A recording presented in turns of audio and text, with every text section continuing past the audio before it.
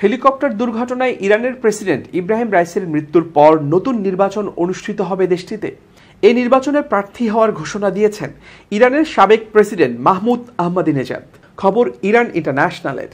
প্রতিবেদনে বলা হয়েছে, আহমাদিনেজাদের সমর্থকদের দ্বারা পরিচালিত হয় দোলাত বাহার নামের একটি টেলিগ্রাম চ্যানেল। এই চ্যানেলে সম্প্রচারিত এক ভিডিও বার্তায় নিজের আত্মবিশ্বাসের জানান দিয়ে আহমাদিনেজাদ তার সমর্থকদের উদ্দেশ্যে বলেছেন, পরিস্থিতি ভালোর জন্যই পরিবর্তিত হচ্ছে।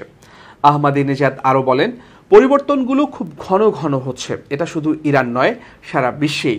আমি আশা করি আমরা শিগগিরই সুন্দর পরিবর্তন দেখতে পাব। গত সপ্তাহে হেলিকপ্টার দুর্ঘটনায় ইরানের প্রেসিডেন্ট ইব্রাহিম রাইসির মৃত্যুর পর দেশটিতে আগামী 28 জুন নির্বাচনের তারিখ ঘোষণা করা হয়েছে। দেশটির সংবিধান অনুসারে প্রেসিডেন্ট পদ ফাঁকা হওয়ার 50 দিনের মধ্যে নির্বাচন অনুষ্ঠিত হওয়ার বাধ্যবাধকতা রয়েছে।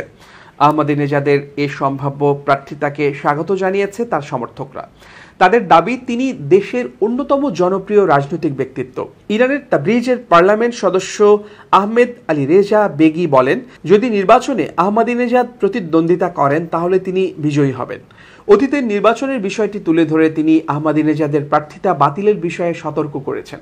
দেশটিতে 2017 এবং 2021 সালের প্রেসিডেন্ট নির্বাচনে সর্বোচ্চ নেতা আয়াতুল্লাহ খামেনির নেতৃত্বাধীন গার্ডিয়ান কাউন্সিল তার প্রার্থিতা বাতিল করেছিল। আলী রেজা বেগি বলেন, আহমাদিনেজাদকে নিশ্চিত করতে হবে যে গার্ডিয়ান কাউন্সিল তার প্রার্থিতার অনুমোদন করবে, কেননা তিনি প্রার্থী হওয়ার পর তা বাতিল হলে এর পরিণাম আরও ভয়াবহ হবে। 2017 সালে আহমাদিনেজাদের প্রার্থিতা বাতিল করা হয়েছিল। ওই সময় তিনি পুরো কাঠামোর সমালোচনা করেন, এমনকি প্রকাশ্যে সর্বোচ্চ নেতা আয়াতুল্লাহ খামেনিরও সমালোচনা করেছিলেন।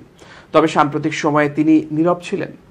আহমাদিনেজাদ 2005 থেকে 2013 সাল পর্যন্ত 2 মেয়াদে ইরানের প্রেসিডেন্ট ছিলেন। এর আগে তিনি তেহরানের মেয়র হিসেবে দায়িত্ব পালন করেছিলেন। তিনি ক্ষমতায় থাকাকালে যুক্তরাষ্ট্রসহ পশ্চিমা দেশগুলোর কঠোর সমালোচনা করেন। এছাড়া ইরানের পারমাণবিক কর্মসূচি নিয়েও কঠোর অবস্থানে ছিলেন তিনি।